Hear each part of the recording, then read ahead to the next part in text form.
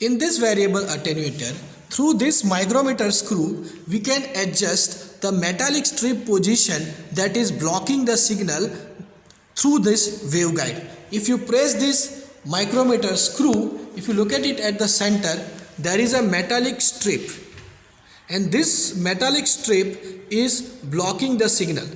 By adjusting this micrometer screw, the level of this metallic strip can be adjusted, and so as to block the specific portion of the signal.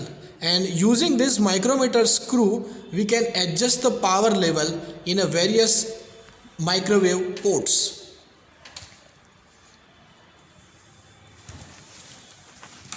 The next component in this test bed setup is frequency meter.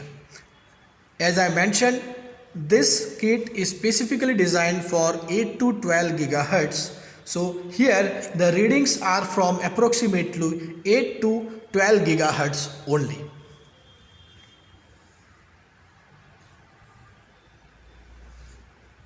Now, to measure the frequency in this test setup, if you look at, there is one vertical line of red color and there are two metallic strips. Now here I am changing the position at different frequency. Whenever I am connecting this in the microwave test bed setup, at specific combination of frequency, at particular value of frequency, you will observe the sudden dip in the output, and whenever you get this sudden dip, that particular frequency is the frequency that is being generated by the klystron tube.